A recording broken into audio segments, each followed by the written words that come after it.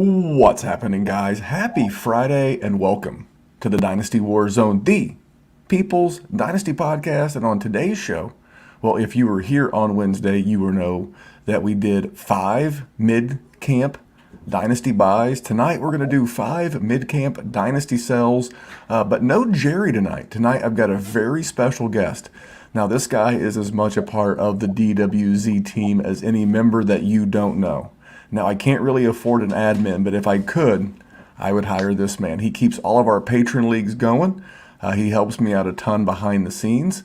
He's a great guy, and he is from the land down under. His name is Neil Gray, but you can call him Neil Gray. Neil, welcome back to the show. It has been a little while. You jumped on with us a couple of group podcasts a while back.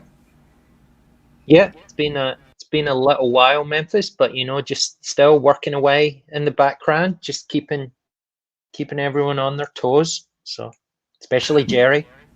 You got to watch that Jerry. He's actually in the YouTube feed. Now, you are in Australia. Now, you poor folks are still in lockdown. That's correct? Well, we've been in and out of lockdown. It's all very depending on your dance card, and it's not across the whole country. And the majority of our patrons are in Melbourne, which is where I am in Victoria. And yes, if you live in Metro Victoria, we are currently in day one of a 2-week lockdown, which has already been going for 2 weeks. But some of our patrons are in Queensland, which is free. So yeah, I'm double vaccinated, so I'm just waiting for the world to open back up to me, and trying to keep my head down and stay safe, and let G vent to me. He's a big venter, is our friend G. So I sit and let him get it off his chest, and then we can talk about some fantasy football. And you know I do love G. I love both the Aussie guys. I love AJ and G. A couple of incredible fellas. But part of the reason why you wanted to come on is that you've had a very unique idea we're going to do in the Patron. And this is your brainchild, and I'm going to let you run with this. Tell us about tag team wrestling and redraft. How is this going to work? What are we going to be doing in patreon.com/Dynasty Warzone? Yeah, so obviously we're a dynasty family through and through. But sometimes you have to just acknowledge Kyle, give him a little pat on the head, make him feel part of the family. So we don't have an official Patreon redraft league. And obviously we have many hundreds of Patreons, so we're not talking about a Scott Fishbowl style No, sir, adventure. we are not. What we're talking about 24 brave souls, a traditional 12-team league. And you have to pair up with someone you don't know, a Patreon member that you've maybe not had a conversation with, Patreon member that is from another country, ideally. And thanks to Sleeper introducing the ability to have the co-owners both draft, we might have some little cross-world arguments when someone wakes up and sees that I've drafted Odell Beckham in the first round, and then they're able to make their second-round pick and pick someone else. I joke, of course. I have my Odell limits. But No, yeah, no, so no, the part of that's true. No, part of that's true.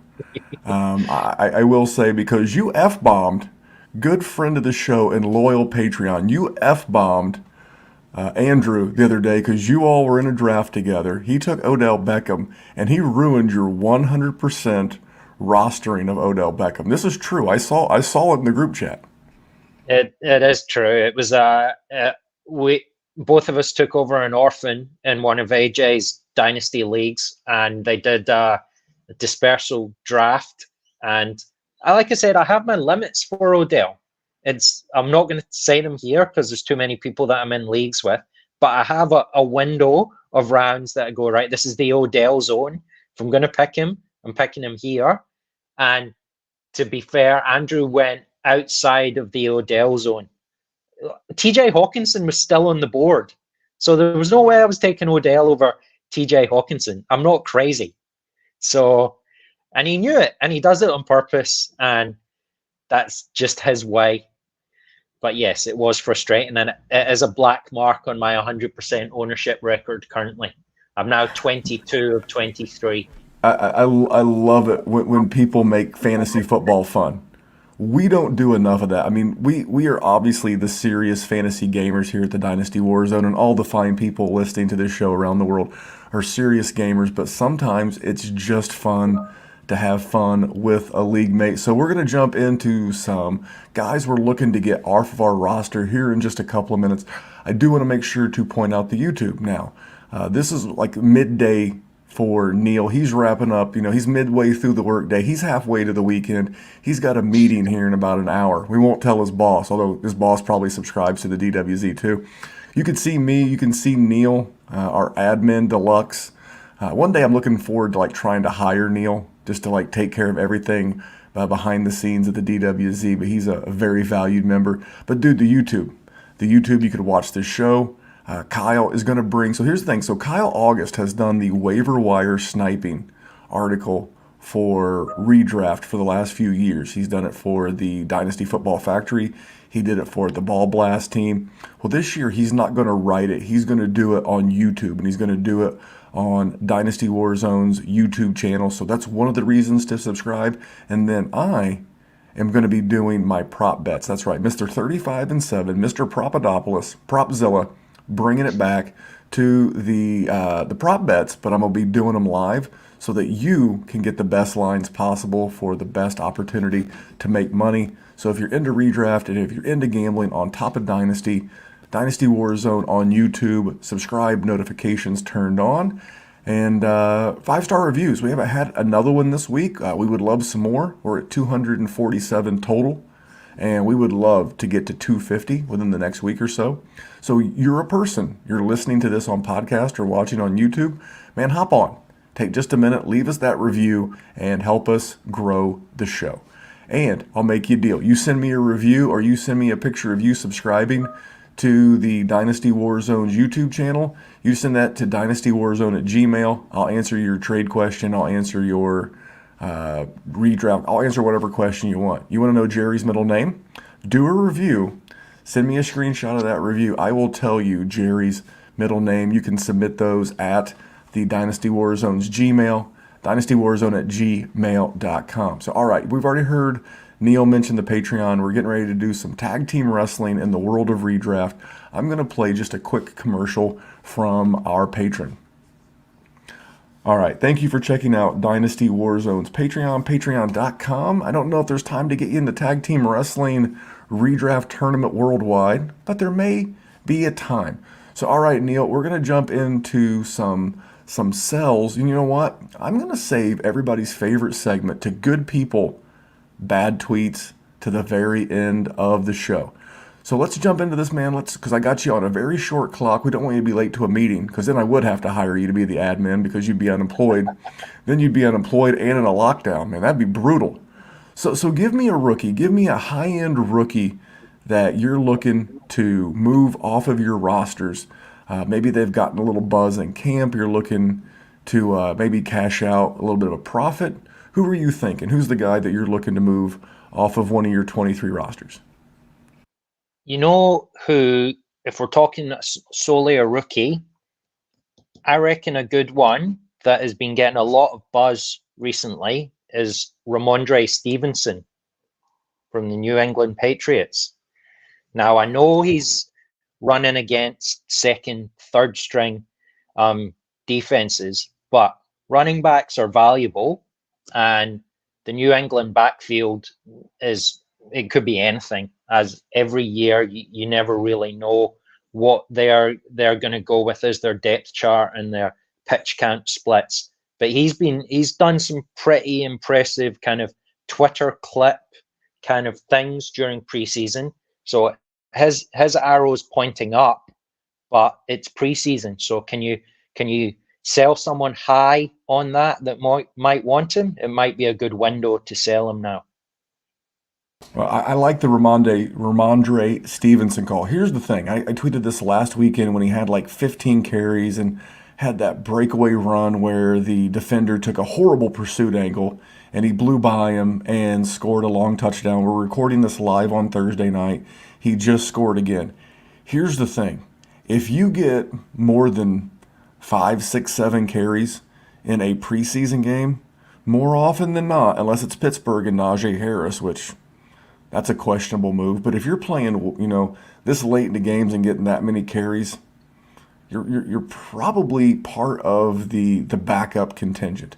But people do like him. He went to a Power 5 school. He went to Oklahoma, so people are familiar with him from Saturdays. I will co-sign on the selling of Ramondre Stevenson. I am a big Damian Harris guy. It's so weird that he had that good of a season last year and only played 10 games, and he missed it because of a finger. That does make me a little nervous. My guy in this group, and it's not because he had a drop on his very first target of his career tonight, but my guy is Devonta Smith. Now, I'm not the BMI police. I'm not going to hear he's quote unquote too skinny. It does bother me. I would be lying if I said it didn't. I want to feed this man cheeseburgers. I want to get him on a bulking program. And I'd like to add steaks. Yeah, cheese steaks. He's right there in Philadelphia. He could use the carbs and the fat. Let's be quite honest. And I want to see what does he look like when he's not running next to Jerry Jeudy, Jalen Waddle, Henry Ruggs, and all the Alabama great wide receivers that he played with in college. Yes, he did get separation on the target that he dropped tonight. But that slight frame just gives me pause. And whenever I say I dislike, especially a rookie, he has typically not given me a lot of reason not to like him. But I will say that the BMI does bother me. He is very slight. I don't love his quarterback situation. I don't love his coaching situation. Now, at the end of the day, I think talent will win out.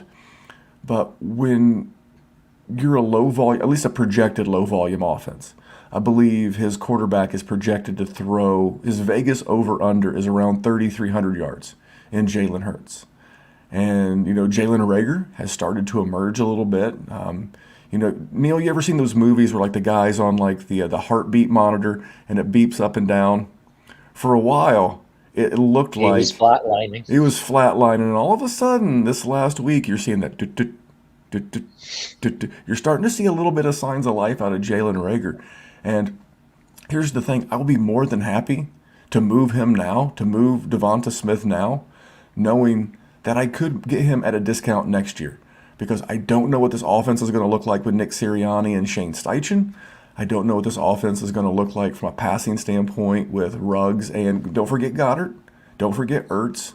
Then there's Smith. He's already had his first injury. Just a lot more. I can't name a whole lot of pros. I can name a whole lot of cons, but I can't name a whole lot of pros.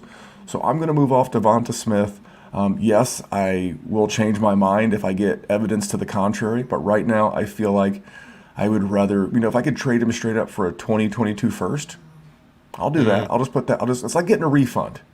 It's like trying out a pair of shoes. You don't like the pair of shoes. They don't fit. You don't really know what you want, so you just go get your money back. You put your money back in the bank until you're ready to buy something else.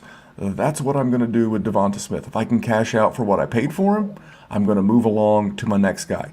Neil, what do you think about Smith? And then you have another rookie that maybe you're looking to sell? So with Smith, I think you're 100% right. The only thing I was going to say is I'm not sure. Yeah, you'd need to be quite targeted, I think, in who was going to buy him for a first. I was thinking, I was going to ask, what do you think you can get back for him? He's definitely worth more than a second, but yeah, you'd need to find the right buyer, I think, in some of your leagues maybe to get a first off him, because there is that concern about the Eagles' offense in general, Hurts or no Hurts ability. So yeah, it's a tough one. Classic selling move. I'll give you an extra minute to think about your guy. Classic selling move. If your league mates are on Twitter, I'm going to go to an analyst that we all trust. One that comes to mind is Ray Garvin, friend of the show, been on the show many times, Ray GQ.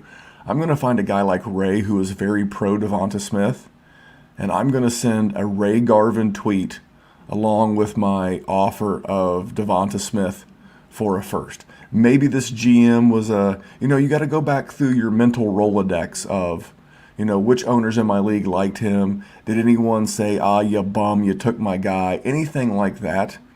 Can you go back and look through some notes and, just whatever you can do. Yeah, I agree with Neil. You just can't cold call a guy and say, hey, just give me your first for Devonta Smith. You got to give them a reason.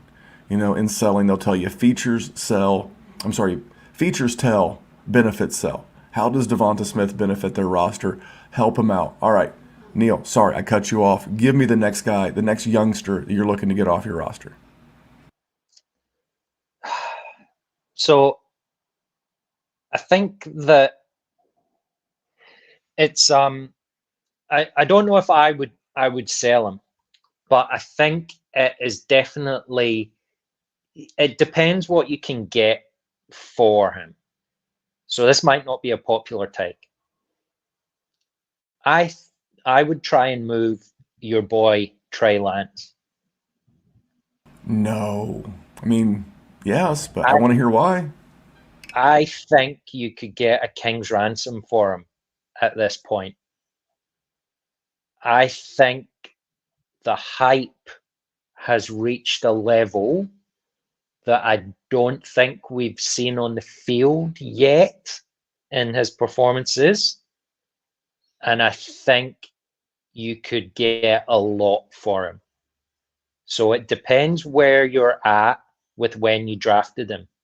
So there's going to be people that lucked into having a high round draft pick through a trade and maybe picked up Trey Lance, and they're actually already sorted at quarterback for a couple of years.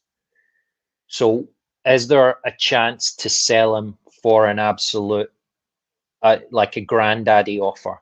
And I think this So would what be would the that time. be? So what would be the granddaddy offer for you? Because I have what I think it would take for me, but I would love to hear what you're wanting to get out of Trey Lance. Well, I think you could probably get at least two firsts, two future Oh, firsts. that's just to get a conversation started. Is Yeah, two first. That yeah, that just gets us going. yeah. And then I think you're looking at a top tier running back as well. I think something along the lines of I guess it would. It's hard to put people's put uh, names in places, but like what's the Jonathan Taylor owner looking like? What's his roster looking like at quarterback? Someone like that. Like, can you So like a get? high end player. Yeah, Like let me ask you this. This is not the one. I'm going to do mine in just a second. Like if maybe you were flush at quarterback, you had a couple of quarterbacks you like. Let's say you had like Josh Allen, you had Kirk Cousins, maybe like a one other like a Derek Carr, and then for some reason you wound up with Trey Lance. He's like your QB. You're hoping for him to become the Wonder Twins with Josh Allen. But would you? But you've got Baker, you've got Allen, you've got Derek Carr. So technically, Trey Lance is disposable, kinda. Would you take like a CD Lamb plus for Trey Lance in a super flex format? yep. Okay, In all that right. scenario, I would. Yeah. My thought is that I would be looking for a safe QB and two first. And again, my stance on this guy has got to have a lot of the loyal, the many year listeners of the DWZ. It's probably gonna blow them away. But if I could get like a solid guy, just a solid guy, but a guy that I know that I feel comfortable as my QB2 because I think he's going to be a QB2, and that's Baker Mayfield. Could I get Baker Mayfield and two firsts? Because if I could get Baker Mayfield and two firsts, now we're talking. I replenish the quarterback back on my Superflex roster. I'm adding a couple of additional firsts. That's my get out of jail free card. I'll tell you another guy I would consider because he's a creep. He's done some bad stuff. The FBI is investigating him. But if I could get Deshaun Watson and a couple of firsts, here's the thing. If Deshaun Watson pans out and if his case gets cleared and he comes back to play in the league, how much different for the next 5 to 7 years is there going to be in the play of Trey Lance versus Deshaun Watson? And I got 2 additional firsts. Now I know that I could be setting the whatever Deshaun Watson's worth on fire. Just literally take it in little bitty bits and just set it on fire. But at least I would still have 2 additional firsts. And I think right now with all this hullabaloo with Deshaun Watson, it's going to be a thing. So I don't mind gambling a little bit because I do have the safety of those picks. That was a big one. I think the person that's the Deshaun Watson owner in your league at this moment right now would do that deal. Eight I times out of wouldn't. 10. I would not be surprised either. And again, I don't have any moral proclivity about what these people do or don't do off the field. I'm not asking them to, be part of my social circle. They're more than welcome if they're not a creeper. And I'm not asking them to watch my kids. I'm just asking them to be on my fantasy football team. I can delineate the two. I can tell you, why I want them on my fantasy team, but why I think they're a creep. In the case of Deshaun Watson, he's still an alleged creep. 22 times over. That notwithstanding, I'm going to hit you with another guy that I am looking to move. Now, I didn't go that big. I went a little bit smaller. I've mentioned him before, but for me, it's Nico Collins. I don't ever see him. He's got a lot of buzz. Again, I'm always looking for the buzz. I love to sell the buzz. He went to the University of Michigan, Power 5 school, very popular school. He is gotten a lot of hype in camp.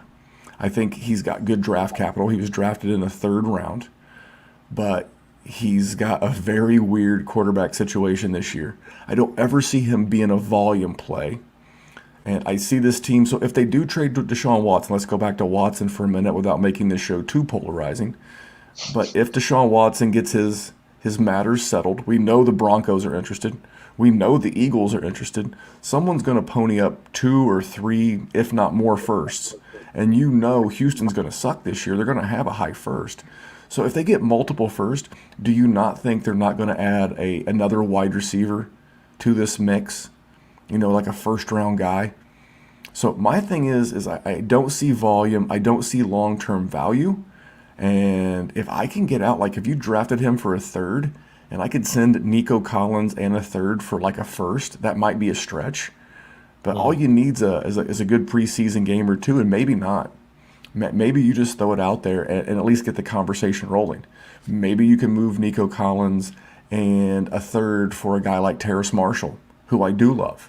There are some moves you can make, but I know people like him. I like the athlete. If he was in a different situation, maybe I'd like him more. But low volume, questionable quarterback situation. What's the future look like? Too many unanswered questions and a little too much buzz to maximize on. So I'm moving Nico Collins. What do you think, Neil? I actually moved him last week in one of my non-dynasty leagues. Nico Collins in a 3rd for a 2nd. I didn't get a first, but as I had a couple of 3rds, and I just went, "Yep, it's time to move on." So get that draft capital. All right, well, we're going to move on. We're going to try to pick the pace up on this one a little bit. I got about 30 minutes of your time left before I get you fired. All right, give me a cheap buy. Give me a guy worth a first or less. You can be a veteran, it can be a rookie. Give me a cheap buy that you're looking to sell before the season gets going too much. I was going to say Odell Beckham. Let me go. Oh, I'm sorry. That's not the right answer. Okay. Now, it's not Odell, right? And I don't think he's worth a first, right? But if you're going to sell someone, I reckon it's a good time to sell Jarvis Landry from the Browns as well before the Browns actually start running out their offense. So last year he had 24% target share in the Browns offense, which I think everyone agrees was a pretty good offense. And he'll still get, I think, the majority of targets, I think, but the percentage will drop down, I think. I think he'll still be someone that Baker targets pretty regularly. And and this is his last year with the Browns. So next year they're not going to be able to keep him and Odell. And I think what Peoples Jones is showing in the preseason and in camp suggests that they don't need to. So yeah, if I was going to try and sell someone now, Jarvis Landry would be someone I would be looking to sell. I don't think you'll get a first for him, but you might be able to put him in a package with something to get back a first and something else kind of thing. This will probably blow people away, and I'm totally fine with that. If I could package, and maybe you have to, I don't know.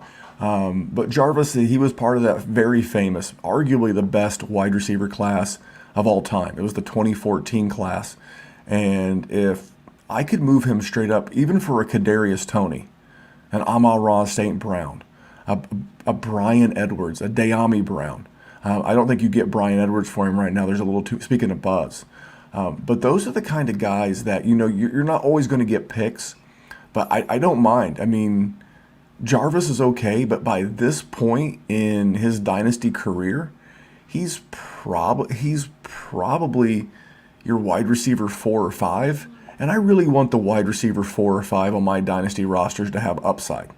I want the wide receiver 4 or 5 on my roster to, if he has the best season possible, if it's the best case scenario, I really want that person to accumulate in value.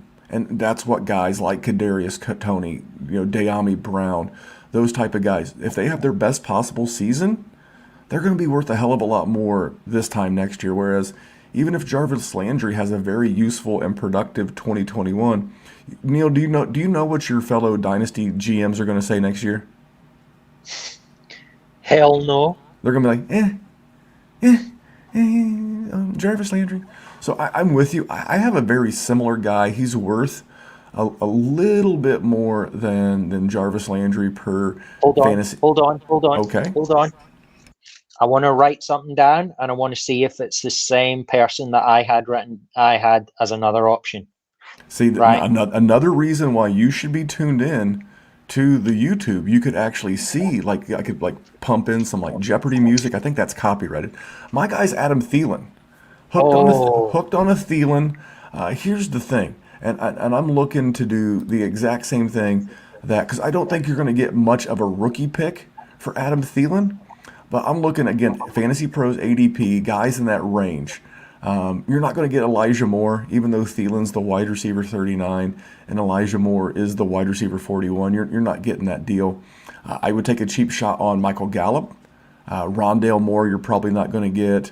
But just, Terrace Marshall, I doubt, but he is below them. Amon-Ra St. Brown, Kadarius Toney. I could see where Thielen may be your wide receiver 4, and he's probably going to have upside because we're all pretty stoked for Justin Jefferson, the sequel, Justin Jefferson Part 2, if you will. But, Michael Pittman's going behind him. These are all guys, again, same thing. Your wide receiver 3, 4, 5, maybe not your 3, but your 4, 5, and 6. They should be guys that, again, if you maximize and they have the best possible season, I should be able to accumulate value for them going forward. So I went Thielen. Who did you write down, and what did you think about Thielen? So Thielen, I agree with, and I was actually just looking up his age. I was interested to see how old he was. So he's 31? He's 30. Yeah, 30, 31. Yeah. Jarvis Landry's only 28. That's crazy. He's been in the league for 107 years. The person I wrote down splits the difference. He's 29. You know what? I thought about him, but you know what? He wrote down, so again, you should be watching on YouTube. You'd be following along with this right now. He wrote down Robert Woods. It's funny, I actually have his teammate Cooper Kupp as my mid-tier price guy. And if anyone's listening to this show for any amount of time, I've said it before, I'll say it again, I could not love Cooper Kupp more if his last name were Young. If his name were Cooper Young, I would love him just as much as I do with his name being Cooper Kupp. I am the OG original Cooper Kupp stan in this industry. It's fact. I have the receipts. But here's the thing. He's 28. Speaking of 28-year-olds, he's 28 years old. He's on a great offense, but if I'm not a contender, this is the little caveat, this is the little addendum to this take.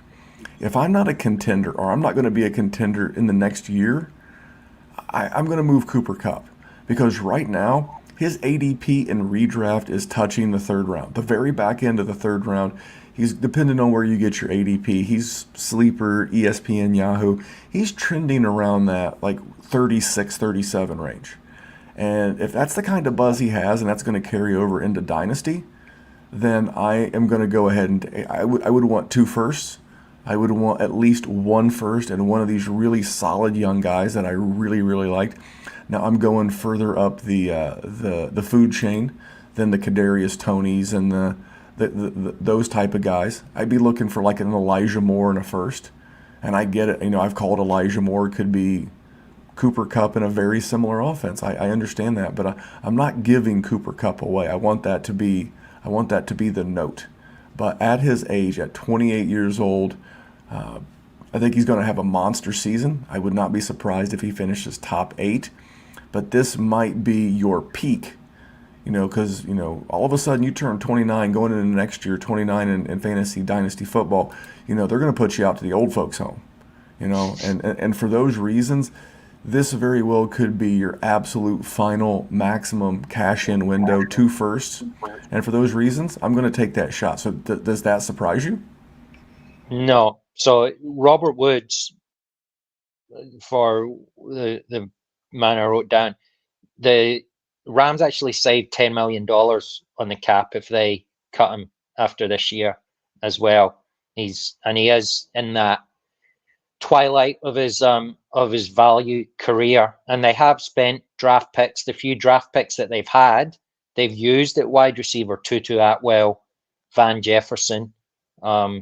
So yeah, they're obviously, and they're not afraid to sell draft picks to get star players as well. So I think it's definitely both of them, whether it's Woods or Kupp. I think this is a good window to sell them both to get younger. All right, so that was my mid-tier priced buy. Who is yours? Who is the mid-tier price guy you're looking to unload from your rosters? Is Myles Gaskin mid-tier, Memphis? I think he's lower tier, and I think the fact that the Dolphins come out with the news that they're going to use a full three-headed committee, I would put him in the lower buy. And Allen Robinson would be in the. Allen Robinson is a tweener. I would accept him as your mid price point buy. Let's talk about Allen Robinson. Okay, I reckon the height. So I have family in Chicago, so I'm possibly, in terms of the American market, I see the most. I hear the accent. I hear East Chicago when I hear you speak. So that's I have cousins that live there. So I see a lot of that content.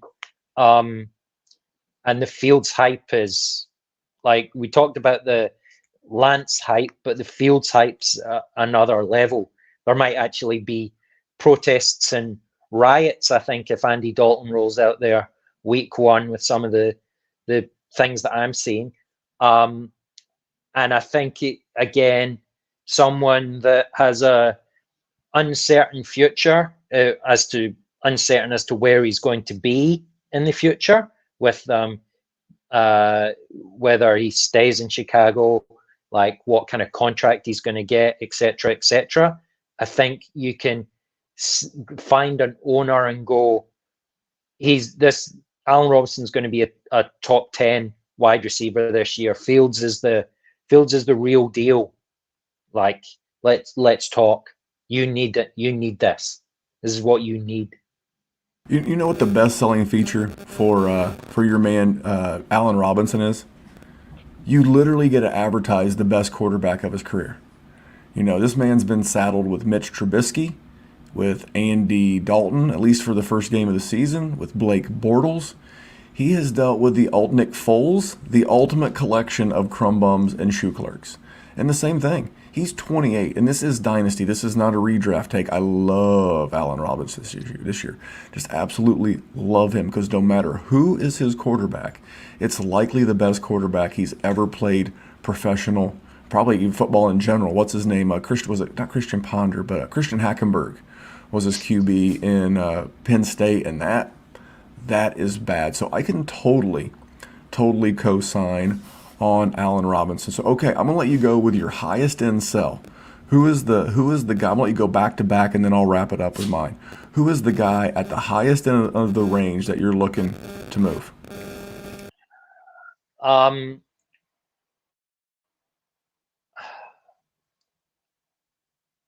I'm gonna have to give it some thought, Memphis. You go, and then I'll jump in at the end. I had one, but I've changed my mind on it after some of our discussions. A change of heart? A change of heart. Well, you know, I'm gonna give you a pass on that. I'm gonna give you a pass because unlike Jerry, it actually sounds like you read the show sheet and you actually did your homework. So I will give you a pass to give you an extra minute to make sure that we nail this. For me, it's Devontae Adams, and it's the same thing. It's the same thing. He is worth 30.9 in the Dynasty trade calculator, the official calculator of the Dynasty WarZone, the Dynasty trade calculator. That's worth just about 3 2022 firsts. Now, are you going to get 3 2022 firsts? No. But if I could go out and I could just reset the clock, you know what? Can I go to a contender and can I get A.J. Brown straight up for Devontae Adams because maybe that GM is a little bit nervous about the impact of Julio in 2021? You know, I wouldn't be surprised in the right setting if you couldn't get Calvin Ridley and a first. I would even throw in a third. I would be like Devontae Adams and a third for Calvin Ridley. Calvin Ridley is got a good possibility of being the wide receiver one overall. And again, I don't want to, because when I first got into this racket, this podcast racket so many years ago, I told myself I was never going to be an ageist, and I'm not. I do not care. The age of a player does not matter to me in a vacuum. The age of a player to me matters based on the roster in which I have them. That's what matters to me. So this is not an age take, but unfortunately, so many of our league mates and fellow GMs are a bit more age biased. So unfortunately, I've got to do what's best for my teams long term. And I bought Devontae Adams in a super flex last year. I gave up Terry McLaurin and a first to get Devontae Adams, but I went on to win the league. I did it right before the championship. It was worth it because I got the money and I got the title. And those things last, at least the title lasts forever. The money, you know, it comes and goes. It's money. But that's the whole point. So maybe it's not a move that you do today. I'd love to move today. But yeah, for a guy worth about 3 first-round picks, I would love to move him. I would really prefer to get a young player. I would love to get T. Higgins and 2 firsts for Devontae Adams.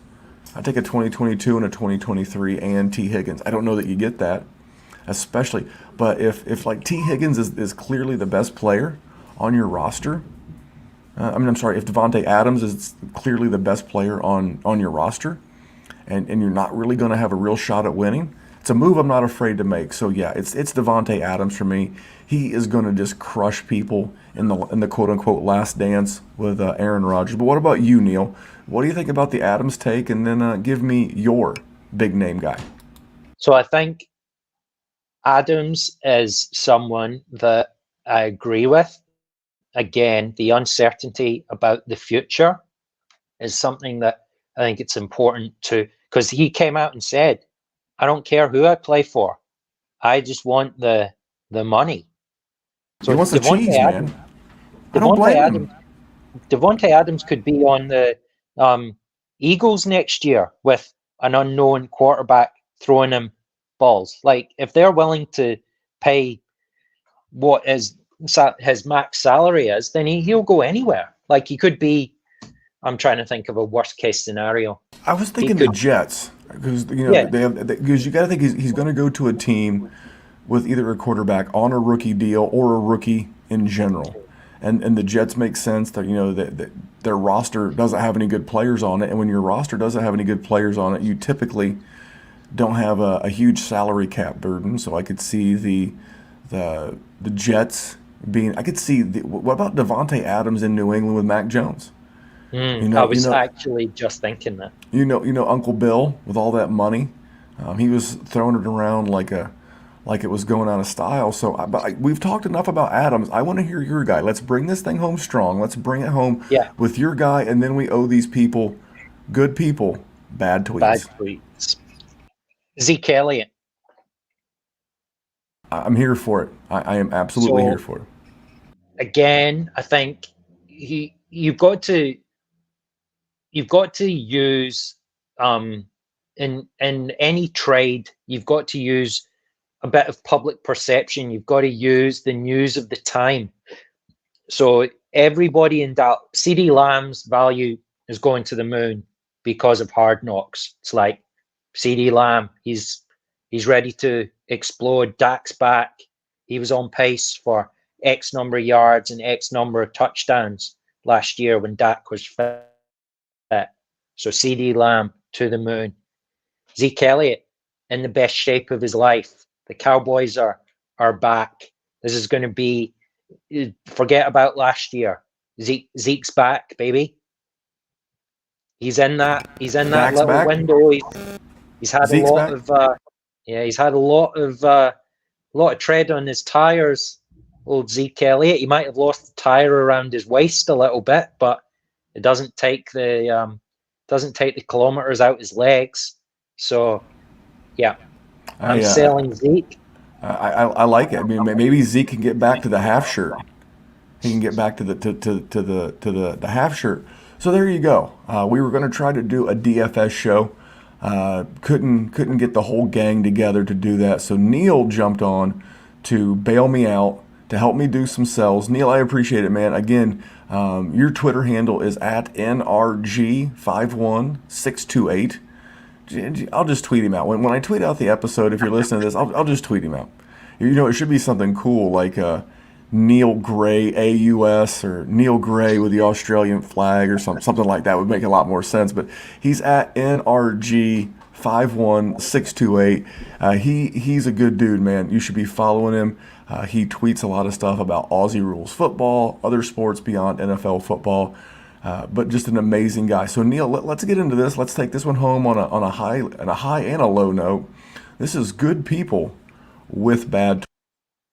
All right. So our good person with a bad tweet is Michael, and Michael is at Fantasy F Ball Pro, and Michael said Tyler Higbee is a waste of a draft pick this season.